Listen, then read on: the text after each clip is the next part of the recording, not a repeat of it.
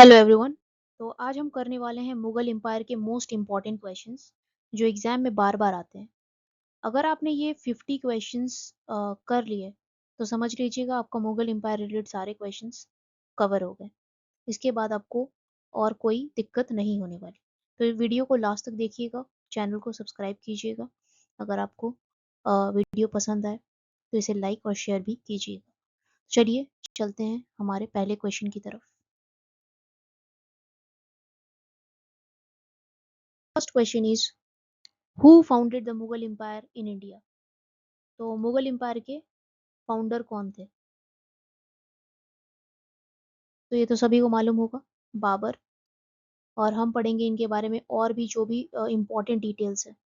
All right, so Babar the founder of Mughal empire in India defeated Ibrahim Lodi in the first battle of Panipat. All right, started rule at the age of 12 in Fergana. Fergana में इन्होंने 12 साल की उम्र में ही rule करना शुरू कर दिया था। जैसे कि यहाँ पे लिखा हुआ है, Babar become a ruler of Fergana at the very young age the age of 12। Babar loved gardens so that he introduced Persian style of garden in India, Charbagh style ये बाबर ने इंट्रोड्यूस किया था। He wrote Babarnama in Turkey. Initially, he liked drinking, but he quit drinking before the Battle of Khanwa, जो कि हुआ था 1527 में। इन्होंने गन्स और आर्टिलरी फर्स्ट टाइम इंडिया में लाया था। इन्होंने गन पाउडर और cannons during the battle of Panipat, first battle of Panipat. Battle of Khanwa Babur और राणा संगा के बीच हुआ था 1527 में। एंड इनका जन्म भी फरगना में हुआ था 1483 उज्बेकिस्तान। और डिसेंडेंट किसके थे? तिमूर और अपनी मदर साइड से चिंगीज खान के। ऑलराइट, इनकी मदर चिंगीज खान के मतलब वंशज से थी और फादर थे तिमूर साइड से। और डेथ हो गई थी 1530 में आगरा में। और इन्हें मूव किया गया काबुल, मतलब इनके जो एशेस जो इनके प्यूरल्स थे उनको मूव किया गया काबुल में। Alright, so this was the whole thing about Babar. Babar का एक्चुअल सपना था समरकंद जीतने का, जो उसने यंग एज में ट्राई भी किया और जीता भी, पर उसे लूज कर दिया। इसलिए बाबर को सिर्फ एक कॉन्करर नहीं कहा जाता बल्कि स्ट्रगलर किंग कहा जाता है। क्यों? क्योंकि उसकी जर्नी काफी फेलियर्स प्लस कमबैक से भरी हुई थी। So this was whole thing about Babar. So hopefully आपको बाबर से रिलेटेड सारे इंपॉर्टेंट पॉइंट्स समझ गए होंगे। So the next question is, first battle of Panipat was fought in. So it was fought in 1526. Most specific date अगर बताया जाए तो 21 अप्रैल को हुआ था 1526 में, between Ibrahim Lodi and Babar. All right, बाकी यहाँ पे और भी डेट्स हैं जो कि इंपॉर्टेंट है। 1498 वास्को डिगामा आए थे भारत। कहाँ पे लैंड हुए थे ये? कैलिकट में। All right, Calicut. और यहाँ से स्टार्ट हुआ था यूरोपियन ट्रेड इंडिया में। 1556 second battle of Panipat. Second battle of Panipat हुआ था। ऑलराइट, किसके बीच में हुआ था? हेमू और अकबर। बाकी 1761, इसमें तो थर्ड बैटल ऑफ पानीपत हुआ था मराठा और अहमद शाह अब्दाली के बीच। और मराठा पावर की डिक्लाइन शुरू हुई थी। ऑलराइट, सो सारे डेट्स इंपॉर्टेंट है। बाकी फर्स्ट हुआ था 1526, answer is 1526। Okay, the next question, who was known as a Zinda Pir. चलिए बताइए आप लोग, किसको जिंदा पीर कहा जाता है? तो वो कहा जाता है औरंगजेब को। औरंगजेब का पूरा नाम था Alamgir. All right, meaning world conqueror. जब शाहजहां बीमार पड़ गए थे 1657 के करीब, तब उसके चार बेटे गद्दी के लिए लड़ने लगे। जो कि चार बेटे उनके कौन कौन थे? दारा शिको थे जो एल्डेस्ट थे, जो कि शाहजहां के फेवरेट थे। औरंगजेब, सूजा और मुराद, ये चार थे। और मुगल रूल में क्लियर सक्सेशन रूल नहीं था, जो स्ट्रांग होगा वही किंग बनेगा। इसलिए भाई वर्सेस भाई, भाई वॉर स्टार्ट हुआ। और फिर औरंगज़ेब ने लगभग 50 साल तक ये गद्दी कह सकते हैं कि छीन के इसे रूल किया था। ऑलराइट, तो चलिए औरंगज़ेब रिलेटेड इंपॉर्टेंट पॉइंट्स देख लेते हैं। Aurangzeb reimpose jizya tax, destroyed many temples, not some, many temples, controversial policy था ये। लॉन्गेस्ट रूलिंग मुगल किंग था ये, 50 साल रूल किया था इसने। अ, इसका डिक्लाइन बिगेन हुआ जब टू मेनी बहुत सारे वॉर होने लगे, स्ट्रिक्ट पॉलिसी होने लगी, तो इसका जो साम्राज्य था वो धीरे धीरे कमजोर होने लगा। इसने रूल किया था 1658 से लेके 1707 तक, longest ruling Mughal empire, extended empire to maximum sizes. बाकी इसका नाम था आलमगीर, जो कि कहा जाता है कि वर्ल्ड कॉन्केरर इसका मतलब है। डेक्कन कैंपेन्स, मतलब इसने शिवाजी और मराठास के अगेंस्ट फाइट की थी। मेजर बैटल्स था बैटल ऑफ धर्मत 1658 में, औरंगजेब ने जसवंत सिंह को हराया था। और बैटल ऑफ समूगढ़, ये दो बैटल्स इंपॉर्टेंट है औरंगजेब ने जो अ, की थी। ये अपने भाई के खिलाफ ही की थी, दारा शिकोह, जिसमें औरंगजेब जीत के गद्दी इसने हासिल की थी।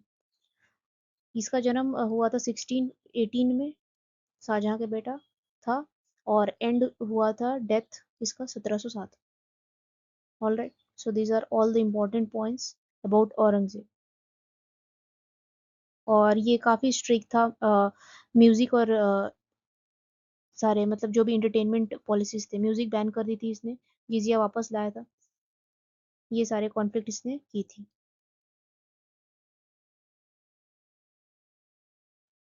So these are the all important points about Aurangzeb.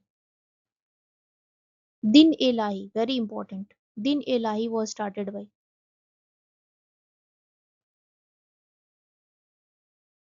So it was started by Akbar. एक नया रिलीजन स्टार्ट किया था यूनिटी के लिए, जो कि एग्जाम फेवरेट है, ये क्वेश्चन पूछा जाता है बार बार। अकबर का पूरा नाम क्या था? जलालुद्दीन मोहम्मद अकबर। ये इसने 13 साल की उम्र में ही गद्दी संभाली थी। ऑलराइट, और इसके गार्डियन थे बैरम खान।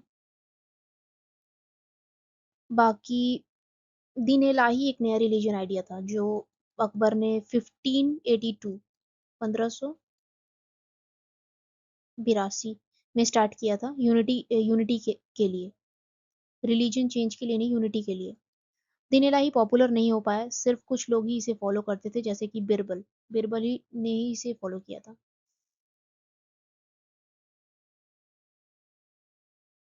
तो चलिए देख लेते हैं अकबर रिलेटेड सारे important. Akbar was born in Umerkot in present day, जो कि सिंध पाकिस्तान में है, son of Humayun and Hamida Banu Begum, in 15 October 1542 में इनका जन्म हुआ था। बाकी एडमिनिस्ट्रेशन काफ़ी स्ट्रॉन्ग था, जो कि मनसबदारी सिस्टम पे बेस्ड था। Help from the ministers like Todarmal से काफ़ी हेल्प मिली थी। कल्चर और आर्ट, उन्होंने आर्ट, म्यूजिक, लिटरेचर को काफ़ी सपोर्ट किया था। और नवरत्न, 9 जेम्स जिसे कहते थे, वो अकबर के कोर्ट पे थे। और ये किंग बने थे 13 ईयर्स की एज में। ऑलराइट, बिकम इम्पेरर इन 1556, और इनके गार्डियन थे Bairam Khan after the second battle of Panipat. Hemu को डिफीट करने के बाद ये इम्पेरर बने। बाकी कैपिटल इन्होंने आगरा से शिफ्ट किया, Fatehpur Sikri, very important. Followed Sulh Kul means universal tolerance and remove jizya tax, started Din Ilahi. Expanded empire across north and central India, like conquered Gujarat, Bengal, Rajasthan. और डेथ हो गई थी 1605 में। सो ये था अकबर रिलेटेड सारे इंपॉर्टेंट पॉइंट्स, होपफुली आप देख लेंगे इसमें ध्यान से। Let's move to the next question. Who built the Taj Mahal? Of course ये तो सबको ही पता होगा, शाहजहां। शाहजहां का असली नाम क्या था? खुर्रम। ऑल राइट, खुर्रम नाम था, प्रिंस ऑफ बिल्डर्स कहते थे इन्हें। इसको कहा जाता था प्रिंस ऑफ बिल्डर्स क्योंकि इसने सबसे ज्यादा मॉन्यूमेंट्स बनवाए थे। बाकी कुछ और भी पॉइंट्स है जो कि इंपॉर्टेंट है शाहजहां के बारे में, वो देख लेते हैं हम लोग। He was a prince of builders, Shah Jahan का असली नाम खुर्रम था। Build Taj Mahal and red fort. Peacock throne famous, जो पीकॉक थ्रोन था इन्हीं के टाइम पे मिलता है। और कैपिटल शिफ्ट हुआ था कहाँ से? आगरा से दिल्ली। न्यू सिटी बनवाई थी शाहजहानाबाद। और golden age of Mughal architecture Shah Jahan के रेक को कहा जाता है। So this were all important points about Shah Jahan time. All right, so ये था points. Let's move to the next question. Capital of Akbar. तो अभी हम लोगों ने पढ़ा उन्होंने कैपिटल शिफ्ट किया था फतेहपुर सीकरी में, Agra to Fatehpur Sikri. The next question is who wrote Tuzuk-e Jahangiri. तो तुजुके जहांगीरी लिखी थी खुद जहांगीर ने। ऑल राइट, तो चलिए देख लेते हैं जहांगीर कौन थे और इनसे related important points. Famous painter, और जैसे कि उस्ताद मंसूर, अब्दुल हसन इनके ही टाइम पे थे। ऑल राइट, इन्हें पेंटर किंग भी कहा जाता है। इनको नेचर से काफ़ी प्यार था, लव फॉर नेचर। पेंटिंग इन्होंने काफ़ी की थी, किसके मतलब पेंटिंग करते थे बर्ड्स की, एनिमल्स की, फ्लावर्स की, लैंडस्केप की। वेरी रियलिस्टिक और डिटेल्ड पेंटिंग करते थे ये। Golden age of Mughal painting इनके फेस को कहा जाता है, जहांगीर के फेस को। पेंटर किंग इन्हें कहा जाता है। पेंटिंग इनके टाइम पे पूरे पीक पे पहुंचा था। बाकी इनका जन्म कब हुआ था? 1569। कभी कभी ये पूछ लेता है डेट, एग्जैक्ट डेट याद रखिएगा। ही was a son of Akbar. और सर थॉमस रॉय इनके ही कोर्ट पे आए थे, जिसको इन्होंने परमिशन दी थी ट्रेड करने के लिए। इनका रियल नेम था सलीम। बाकी बिकम ये रूलर कब बने थे? 1605 में। और chain of justice system start की थी, जो लोगों को जस्टिस देती थी डायरेक्टली। और बिल्ट गार्डन्स एंड मॉन्यूमेंट्स, जैसे कि टॉम्ब ऑफ इतमादुद दौला, जो कि फर्स्ट वाइट मार्बल स्टाइल में ये गार्डन बना हुआ है। तुजुकी जहांगीरी, जो कि हम लोगों ने भी देखा अभी, इन्होंने लिखी है पर्शियन लैंग्वेज में। फोकस था इनका पेंटिंग में, और रियल फेसेस ऑफ किंग्स और नोबल्स को ये पेंट करते थे। और इन्होंने गुरु अर्जुन देव की एग्जीक्यूशन में इनका हाथ था। फिफ्थ गुरु थे वो, बिकॉज उसको उसको शक हो रहा था कि उसके बेटे जो कि खुसरू, गुरु अर्जन देव ने उनकी मदद की है, जो कि भाग गया था। ऑल राइट, सो ये भी इम्पोर्टेंट है। बाकी European influence, use of shading, perspective realism, सारे पेंटिंग के ऊपर है। ये यूज कर रहा था वो यूरोपियन इन्फ्लुएंस में। और इसने शादी की थी नूर जहान से। She has a strong influence on administration. और मोस्ट पावरफुल किंग इसे कहा जाता है मुगल एम्पायर का, नूर जहान को, क्योंकि इसके नाम पे कॉइन्स भी इशू हुए थे। सो ये थे important points about Jahangir. So ये आप पॉज करके आराम से देख लीजिएगा। Alright, now will move to the next question.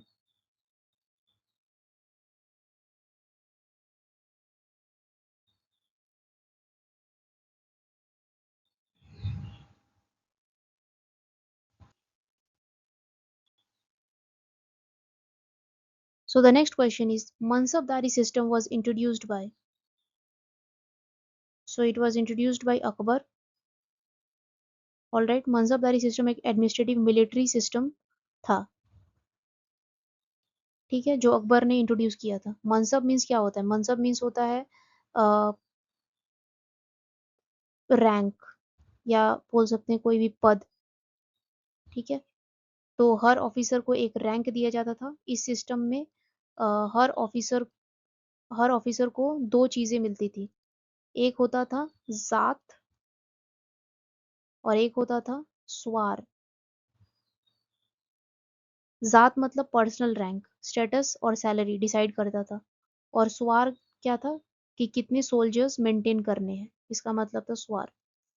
All right, सो जैसे कि अगर किसी का, जैसे कि किसी का रैंक है 5000 जात और 2000 स्वार, इसका मतलब क्या है? इसका मतलब है कि हाई स्टेटस ऑफिसर है ये, इसको 2000 घोड़े वाले सोल्जर्स रखने पड़ेंगे।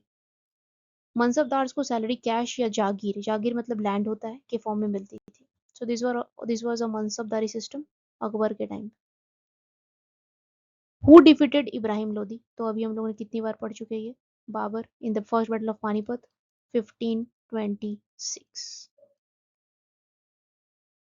Who was the last Mughal empire, Mughal empire के लास्ट जो किंग या राजा कौन था?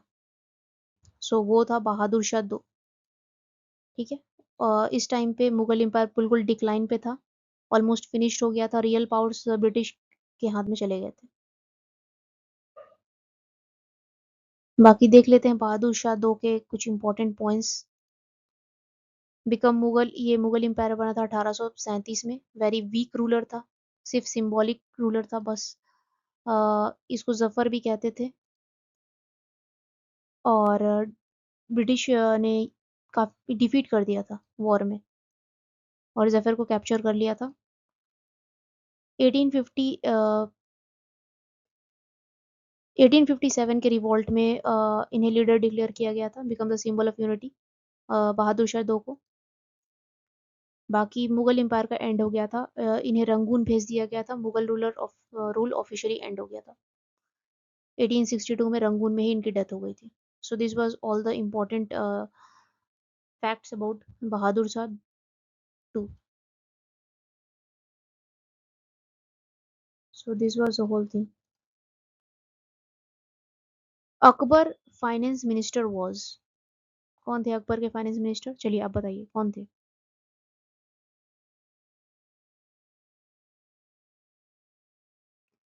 सो वो थे टोडरमल। ठीक है, Todarmal was a finance minister.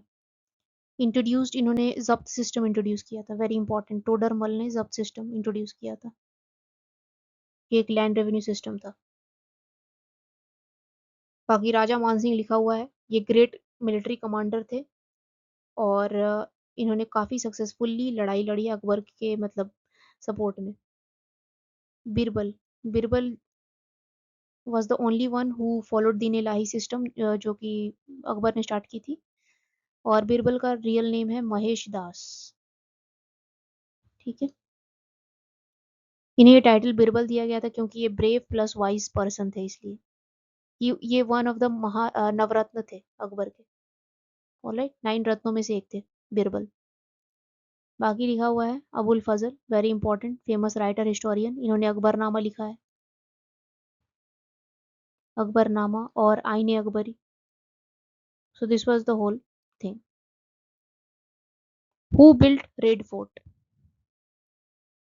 तो ये तो सबको पता होगा, शाहजहां।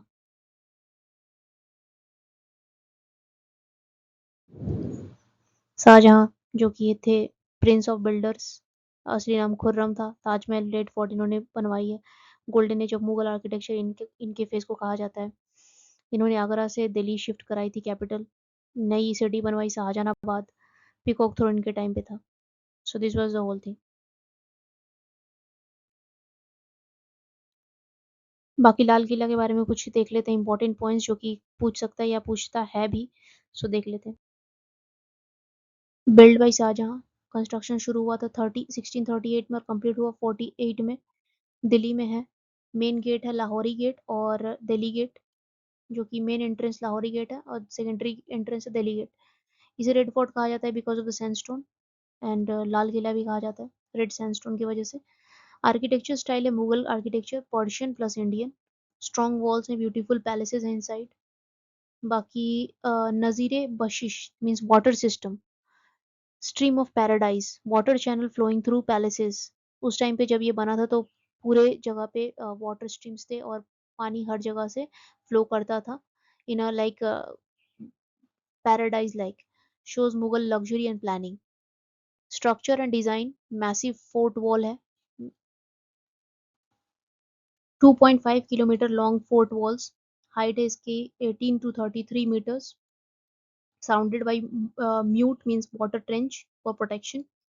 इंपॉर्टेंट स्ट्रक्चर है दीवाने आम जो कि हॉल फॉर पब्लिक मीटिंग है, दीवाने खास जो कि हॉल फॉर प्राइवेट मीटिंग है, रंग महल palace for the queen's, Moti Masjid है इसके अंदर, मॉस्क अंडर द फोर्ट।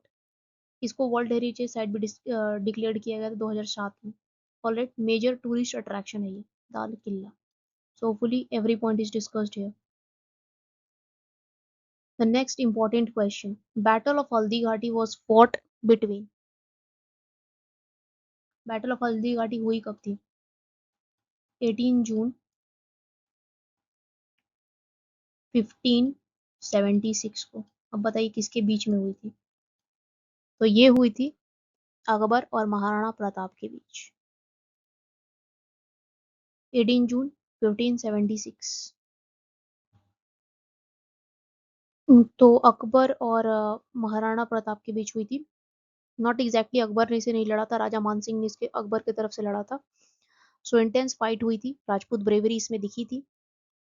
और चेतक जो कि महाराणा प्रताप के घोड़े थे, उन्होंने काफी ब्रेव तरीके से अपनी लॉयल्टी और सैक्रिफाइस दी। मुगल्स ने इसको जीत लिया था, लेकिन महाराणा प्रताप ने काफी बहादुरी से इसे लड़ा और वो स्केप कर गए थे वहां से। और ये दिखाता है प्रताप की रेजिस्टेंस, महाराणा प्रताप की। और फिर भी मुगल ने अपने फुल कंट्रोल नहीं कर पाए थे ये बैटल जीतने के बाद भी। So this was the all thing about battle of Haldi Ghati. Who introduced Persian as a court language? तो वो इंट्रोड्यूस किया था अकबर ने। Okay, who defeated Humayun? अब आप सोचेंगे कि मुगल एम्पायर के बीच में हुमायूं को किसने हरा दिया? तो मुगल एम्पायर के बीच में एक और एम्पायर आया था, जो काफी कम लोगों को पता है, और वो था सूर एम्पायर। बीच में मुगल एम्पायर डिक्लाइन हो गया था और आया था सूर एम्पायर। वो था शेर शाह सूरी का, और उन्होंने हराया था हुमायूं को। सो he was Sher Shah Suri defeated Humayun.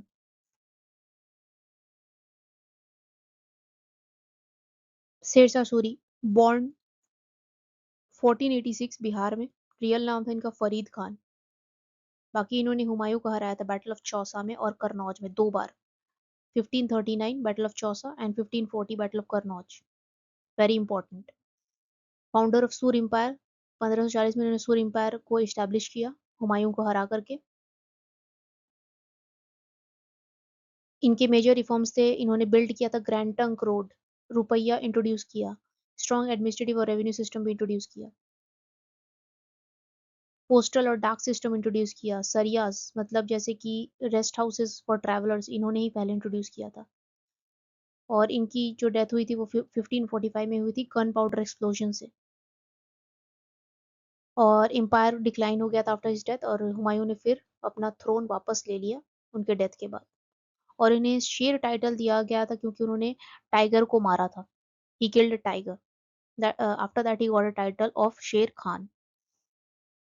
इनके एडमिनिस्ट्रेशन को 2 भागों में बांटा गया था, सरकार और परगना। ऑलराइट।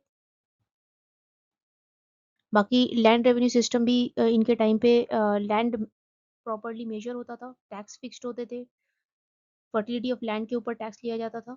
जो जितना लैंड फर्टाइल होगा उतना ही टैक्स लिया जाएगा। Give written pattas, land records दिए जाते थे written pattas to the famous reduced corruption, और करप्शन को रिड्यूस किया जाए। ठीक है। और इन्होंने सोनार गांव टू पेशावर मतलब वेस्ट बंगाल टू पाकिस्तान, जो कि मतलब पार्टीशन से पहले इन्होंने बनवाया था, वहां से ग्रैंड ट्रंक रोड इन्होंने स्टार्ट की थी। और ही built Sasaram tomb Afghan style में इन बिहार। ऑलराइट। और सिल्वर कॉइन रुपया इन्होंने इंट्रोड्यूस की थी, मॉडर्न इंडियन रुपी इनके बेस्ड पे है, इसी बेसिस पे है। So this was all thing about Sher Shah Suri. चलिए चलते हैं अपने नेक्स्ट क्वेश्चन की तरफ। Who was the son of Babur? So ये बहुत ही इजी क्वेश्चन लग रहा होगा, लेकिन इसके पीछे काफी डिटेल्स है जो कि इंपॉर्टेंट है, जो हम लोग पढ़ेंगे। सो वो थे हुमायूं। और बाकी हुमायूं से रिलेटेड तो हम लोगों ने पॉइंट्स काफी पढ़ लिए हैं, लेकिन एक आपको याद आ रहा होगा हुमायूं से, हुमायूं टॉम्ब। हुमायूं टॉम्ब जो कि दिल्ली में है, उसे बनवाया था हाजी बेगम ने। जिनका जो इनकी मतलब पत्नी थी, जिनका असली नाम था हमीदा बानो बेगम। और इसका कंस्ट्रक्शन शुरू हुआ था 1565 में और बन के तैयार हुआ ये 1572 में। ऑलराइट। सो और इसको डिजाइन किया था मिर्जा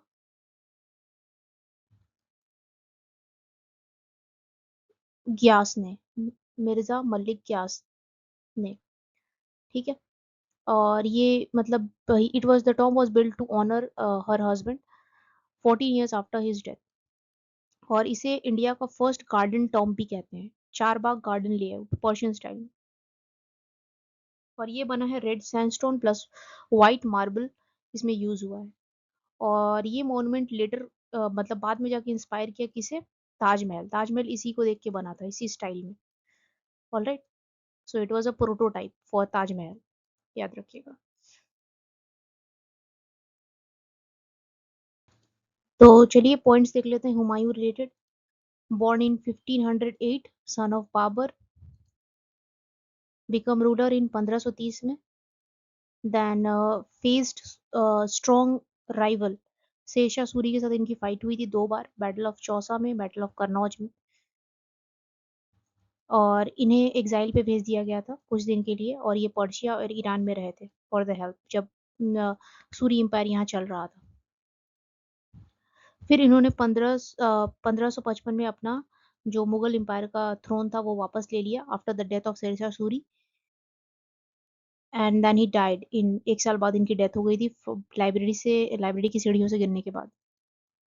सो this was whole thing about Humayun. Alright. Second battle of Panipat 1556 was fought between, तो ये हमने डिस्कस किया हुआ है, अकबर वर्सेस हिम। ये है कुछ डिटेल जो आप देख सकते हैं सेकंड बैटल ऑफ पानीपत के बाद।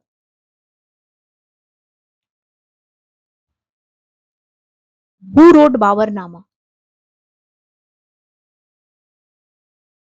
सो the Baburnama was written by Babur himself, खुद ही लिखा था इन्होंने, टर्की में,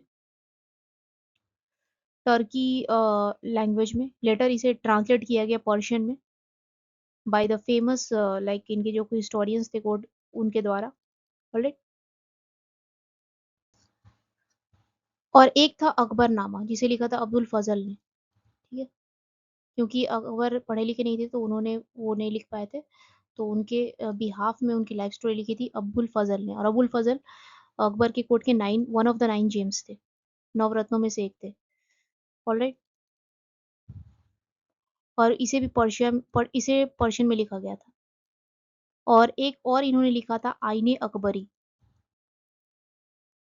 ये भी काफी इंपॉर्टेंट है। आईने अकबरी ये लिखा हुआ था, इसमें डिटेल्स लिखे हुए थे एडमिनिस्ट्रेशन के, इकोनॉमी के, आर्मी के, लोगों के, कल्चर के, रेवेन्यू सिस्टम के, सारे डिटेल्स लिखे हुए थे आईने अकबरी में अकबर के टाइम। ऑलराइट। बाकी अब्दुल फजल जो थे जो कि क्लोजेस्ट एडवाइजर थे और हिस्टोरियन थे अकबर के।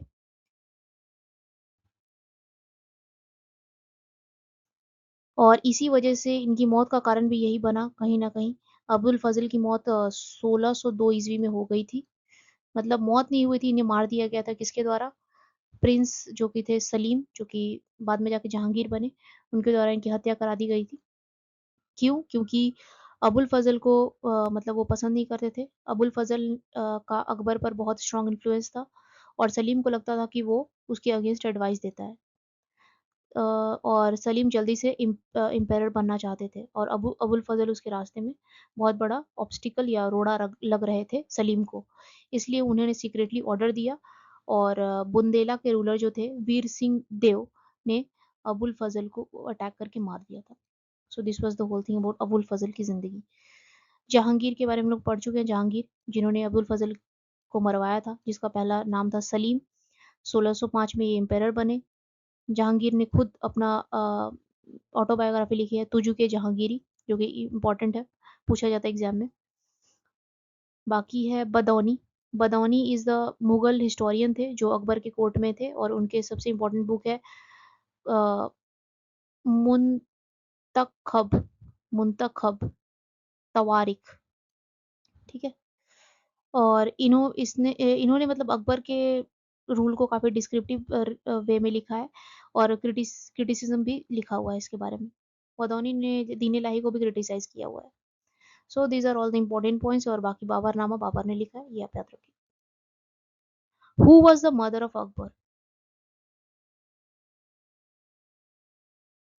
So it was Hamida Banu Begum, alright?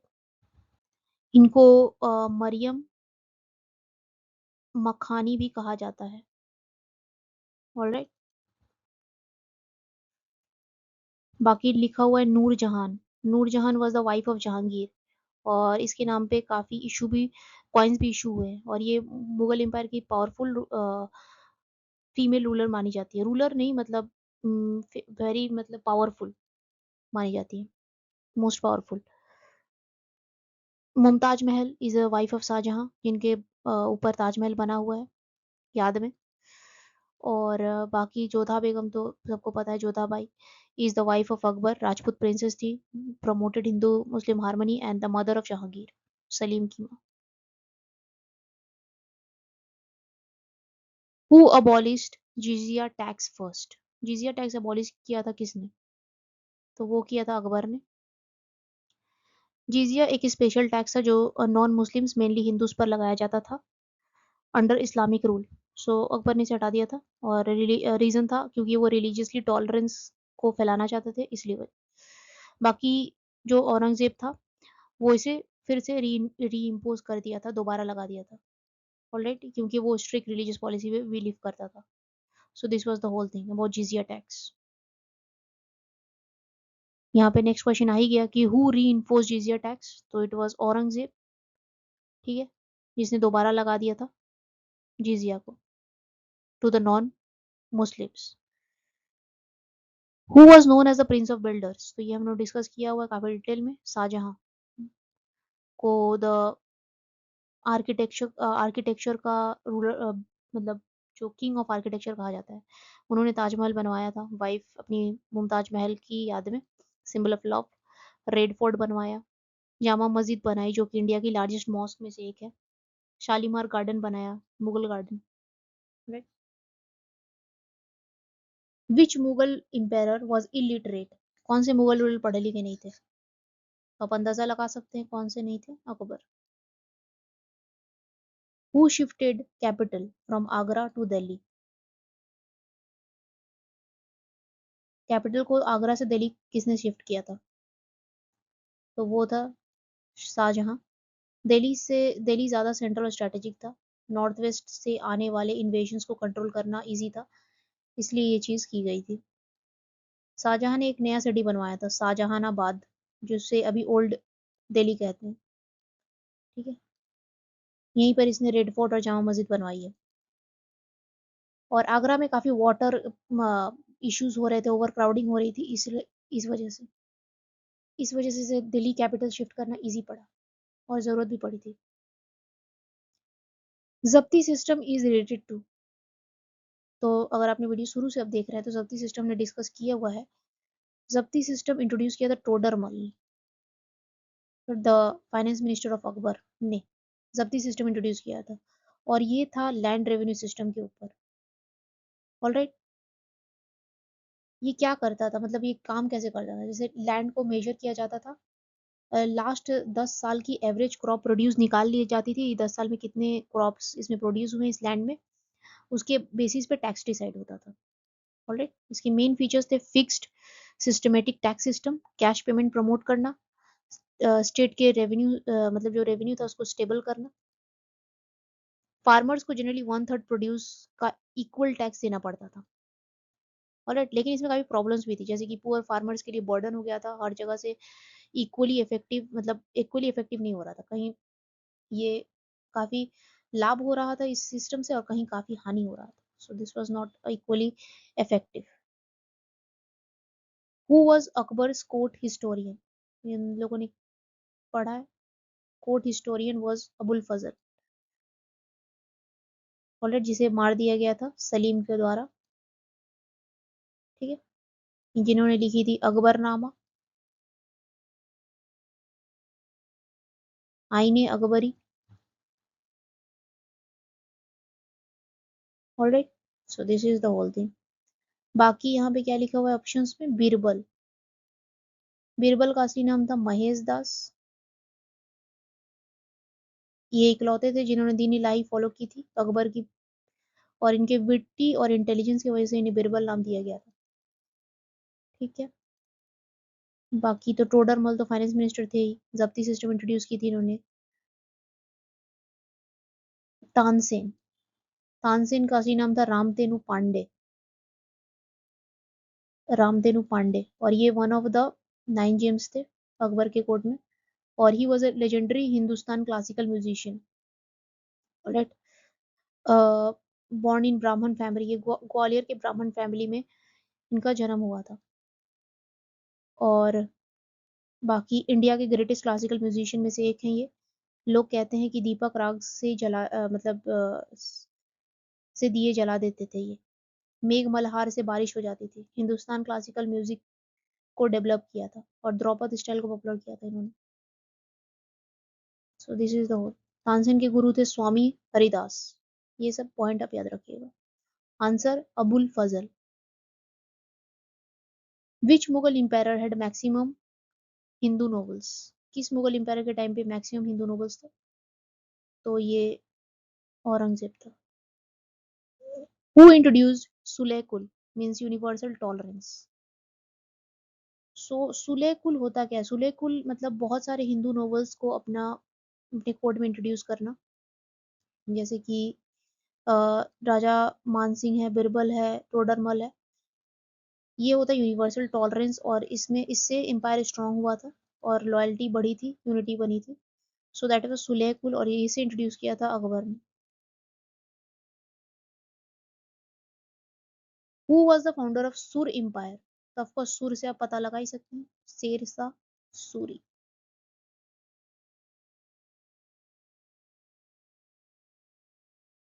Born in 1486 Bihar में, रियल नाम था Farid Khan.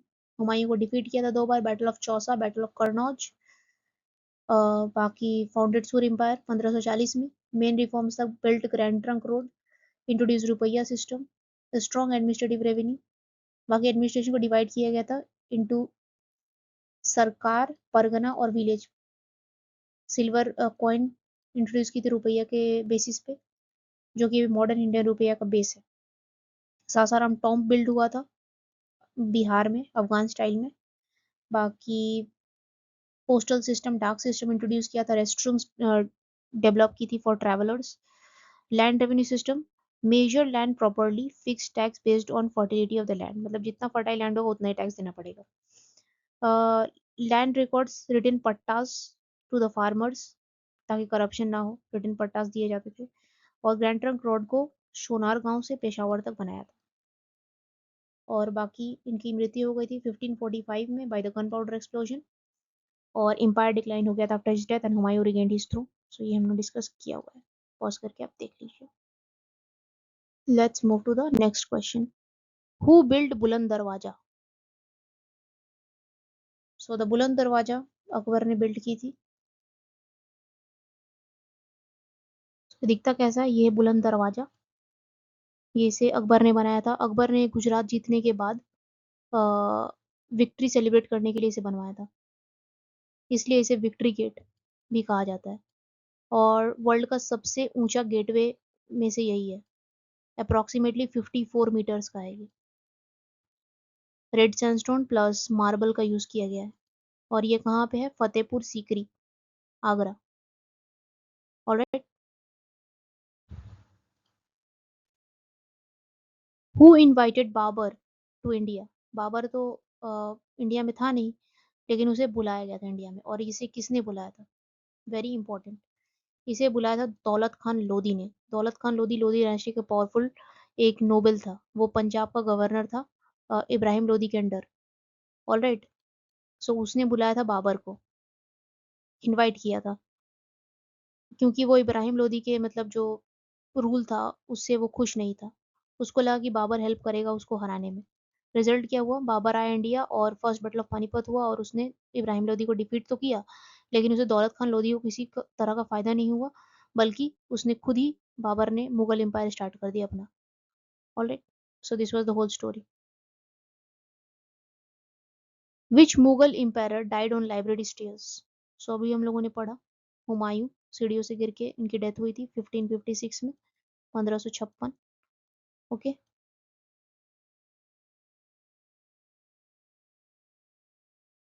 who was known as the who was known as the chain of justice? Chain of justice किसके टाइम पे था? चेन ऑफ जस्टिस का मतलब क्या है? चेन ऑफ जस्टिस एक स्पेशल सिस्टम था जो जहांगीर ने स्टार्ट किया था. सो जहांगीर ने फर्स्ट स्टार्ट किया था और जहांगीर ने एक सोने की चेन मतलब गोल्डन चेन लगवाई थी. ये चेन उसके पैलेस से बाहर तक लगी हुई थी. अगर किसी को इनजस्ट मतलब किसी को इनजस्टिस होता है वो सीधे चेन को खींच सकता है और किंग तक बात पहुंच जाती है. तो ये था उसका मतलब सिस्टम चेन ऑफ जस्टिस का. और ये इंपॉर्टेंट इसलिए था क्योंकि ये डायरेक्ट जस्टिस देता था, करप्शन कम करता था और लोगों का कॉन्फिडेंस बढ़ता था इससे. और ये चेन लगवाई गई थी आगरा फोर्ट के पास. Who fought the battle of Khanwa? So the battle of Khanwa was fought between Babur versus Rana Sanga. Alright, Babur versus Rana Sanga. कब? 1527 में. ठीक है. और ये क्यों हुई थी ये बैटल? सो ये हुई थी इसलिए क्योंकि राणा सांगा चाहते थे कि मुगल पावर को इंडिया से हटा दिया जाए बिल्कुल. बिल्कुल मतलब इसे खत्म कर दिया जाए. और दूसरी तरफ बाबर चाहता था कि वो अपनी पावर को स्ट्रांग करे. सो इस वजह से ये बैटल हुई थी.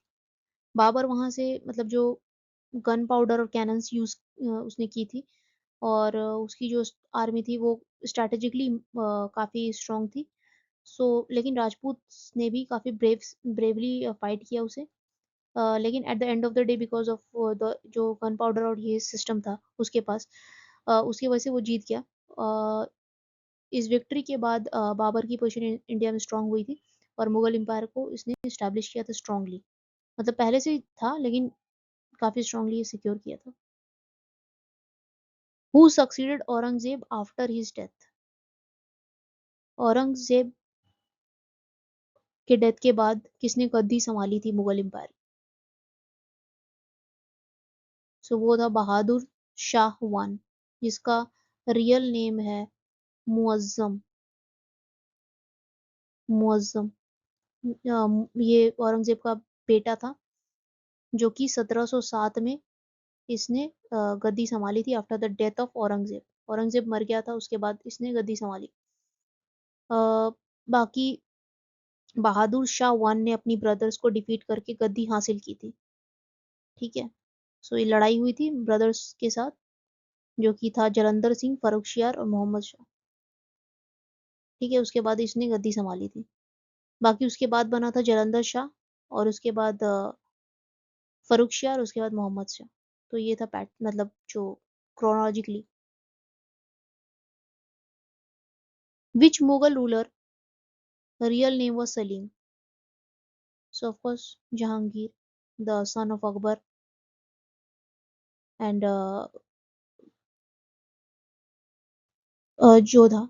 Alright. Who was the famous musician in Akbar's court? तो ये हम लोगों ने काफी डिटेल में डिस्कस कर लिया. कौन थे वो? वन ऑफ द नवरत्न, तानसेन, रामतेनु पांडे जिनका असली नाम था. ऑलराइट. ये एक ग्वालियर के ब्राह्मण फैमिली से थे और ये फेमस थे अपने दीपक राग के लिए, मेघ मल्हार के लिए. मेघ मल्हार मतलब जो बारिश हो जाती थी जब ये गाते थे और दिया जल जाते थे जब ये गाते थे. इनके गुरु थे स्वामी हरिदास. बाकी इन्हें इंडिया के ग्रेटेस्ट म्यूजिशियंस में से, क्लासिकल म्यूजिशियंस में से एक माना जाता है. तानसेन. हु बिल्ट जामा मस्जिद इन दिल्ली? तो ये इजी क्वेश्चन है लेकिन कंफ्यूज हो जाते हैं लोग इसमें क्योंकि जामा मस्जिद काफ़ी जगहों पे बना हुआ है, दिल्ली में, लाहौर में. ऑलराइट. तो दिल्ली वाला जो बना था वो शाहजहां ने बनाया था. ऑलराइट. और लाहौर वाला किसने बनाया है? लाहौर वाला बनाया था औरंगजेब ने. Which Mughal empire banned music in his court? तो ऑफ कोर्स वो कौन हो सकता है? The cruel of them all, Aurangzeb. Who was the wife of Jahangir? So इसे नूर जहां, मतलब नूर जहां कहते हैं, और ये मुगल एम्पायर की सबसे मतलब पावरफुल क्वीन में से एक है। सबसे पावरफुल क्वीन है ये नूर जहां, जिसका असली नाम क्या है? मेहरू निशा। ठीक है, मेहरू निशा इसका नाम है। जहांगीर से इनकी शादी हुई थी 1611 में। नूरजहां का इन्फ्लुएंस काफी स्ट्रांग था जहांगीर पे। वो रॉयल ऑर्डर्स भी देती थी, फरमान्स भी इशू करती थी, और कॉइन भी इसके नाम पे इशू हुआ था। ठीक है। और इसने एक टॉम बनाया था जिसका नाम था इतिमाद, इतिमाद उल दौला टॉम, जो बेबी ताज भी कहते हैं। वो अपने फादर के लिए बनाया था, मिर्जा गयास बेग के लिए। ठीक है, तो ये था नूरजहां के बारे में सारे details. Which Mughal empire is associated with peacock throne? So peacock throne क्या था? पीकॉक थ्रोन एक बहुत ही लग्जरियस रॉयल थ्रोन था। इसे बनवाया था शाहजहां ने। और फर्स्ट ऑफ ऑल शाहजहां ने बनवाया था, तो आंसर होगा शाहजहां। और ये फेमस क्यों था? ये throne gold plus precious stone से बना हुआ था। डायमंड, रूबीज, एमरेल्ड्स से लगा हुआ था। बहुत ही एक्सपेंसिव और रॉयल सिंबल था ये। इसका नाम पीकॉक थ्रोन इसलिए पड़ा क्योंकि इसमें मोर मतलब पीकॉक का जो डिजाइन था, इसलिए। ऑलराइट, सो ये बनवाया था शाहजहां ने। इस थ्रोन पर फेमस कोहिनूर डायमंड भी लगा हुआ था, जो कि 1739 में इसे नादिर शाह ने इंडिया पे अटैक करके ये पीकॉक थ्रोन से लूट लिया था। Alright, so this was the whole story about the peacock throne. Let's move to the next question. Who granted trading rights to the British East India Company? तो trading rights पहली बार दिया था जहांगीर ने। जहांगीर ने ब्रिटिश ईस्ट इंडिया कंपनी को India में trading के rights दिए थे। इंग्लिश एम्बेसडर जिसका नाम था सर थॉमस रॉय, जहांगीर के कोर्ट में आया था। उसके थ्रू कंपनी को परमिशन मिली थी। Who was known as the engineer king? Engineer king किसे कहा जाता है? तो वो कहा जाता है शाहजहां को, क्योंकि इन्होंने काफी मॉन्यूमेंट्स बनवाए थे। आर्किटेक्ट, इनके टाइम पे आर्किटेक्ट एकदम पीक पे था। Red fort, Taj Mahal. Alright, which Mughal empire fought against Shivaji? तो शिवाजी मतलब शिवाजी का फुल नेम था छत्रपति शिवाजी महाराज। जन्म हुआ था इनका 1630 में, और ये फाउंडर थे मराठा एम्पायर के। और इनका मोस्टली फाइट हुआ था औरंगजेब के साथ। शिवाजी के बारे में कुछ इंफॉर्मेशन देख लेते हैं हम लोग। सो वही, जैसे कि मराठा एम्पायर के फाउंडर थे। इनका जन्म हुआ था 1630 में। फेमस थे क्यों? ये फेमस थे गोरिल्ला वॉरफेयर के लिए। जंगल प्लस हिल्स का स्मार्ट यूज करते थे ये। सरप्राइज अटैक करते थे। ऑलराइट, इसी वजह से काफी इम्पोर्टेंट है इनका, मतलब जो फाइटिंग स्किल्स था। स्ट्रॉन्ग फोर्ट सिस्टम था। रायगढ़, सिंहगढ़ जैसे फोर्ट्स थे इनके पास। डिफेंस स्ट्रॉन्ग बनाया इन्होंने। नेवी पावरफुल की थी। बाकी वही स्ट्रॉन्ग नेवल फोर्स डेवलप किया। कोस्टल एरिया सिक्योर किए थे। शिवाजी का मेजर कॉन्फ्लिक्ट हुआ था औरंगजेब के साथ। बाकी वो मुगल एक्सपेंशन के अगेंस्ट काफी बहादुरी से वो मतलब लड़े थे, और औरंगजेब को काफी उन्होंने मतलब परेशान किया था अपने रेक के टाइम पे। ऑलराइट, 1674 में शिवाजी ने रायगढ़ फोर्ट पर कोरोनेशन करवाया। ठीक है, तो ये थे शिवाजी के इम्पोर्टेंट रिलेटेड सारे इम्पोर्टेंट फैक्ट्स। ऑलराइट, जो कि काफी इंपॉर्टेंट है, आप पॉज करके इसे देख सकते हैं। ऑलराइट, सो चलिए चलते हैं नेक्स्ट क्वेश्चन की तरफ। Who was the guardian of young Akbar? So the guardian was Bairam Khan. ठीक है,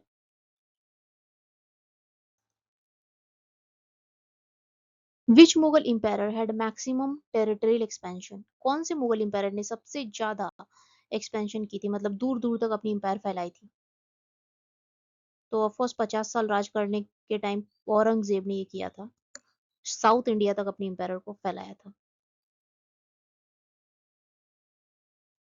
हु कंपोज्ड अकबरनामा? तो ऑफ कोर्स हमने कितनी बार डिस्कस कर लिया ये। Abdul Fazal is the composer of Akbarnama and also one of the 9 gems of the Akbar court. Alright, और इनकी डेथ हुई, इनको मरवा दिया था किसने? अकबर के बेटे ने, सलीम ने। ऑलराइट, और इन्होंने आईने अकबरी भी लिखी है, जिसमें एडमिनिस्ट्रेटिव कल्चरल सारे इंपॉर्टेंट चीजें लिखी हुई हैं। ठीक है, बिरबल, जो कि जिनका नाम क्या था? महेश दास था। ये भी 9 जेम्स थे of the Akbar court. Tansen काशी नाम रामतेनु पांडे, ठीक है, raag Malhar and all that, he was also one of the 9 gems. तो ये थे सारे important points. Which Mughal empire spent most of the time in Deccan campaign? Deccan की कैंपेन में सबसे ज्यादा टाइम किसने स्पेंड किया? तो ऑफ कोर्स उसको डेक्कन तक मुगल एम्पायर को फैलाया था औरंगजेब ने, जिसका एक और नाम क्या था? Alamgir, conqueror of the world. Who was the most tolerant Mughal ruler? तो ये तो आपको इतने देर ये सेशन करने के बाद पता चल ही गया होगा कि कौन था सबसे ज्यादा टॉलरेंट, सहनशील। वो था अकबर। और सबसे क्रूर, औरंगजेब। क्रूर सारे थे लेकिन सबसे ज्यादा औरंगजेब था, और सबसे कम अकबर था। Who established the मनसबदारी system in Mughal administration? So मनसबदारी system के बारे में हम लोग डिटेल में पढ़ चुके हैं, वो थे अकबर। ऑलराइट, इसी के साथ हमारा सेशन होता है खत्म।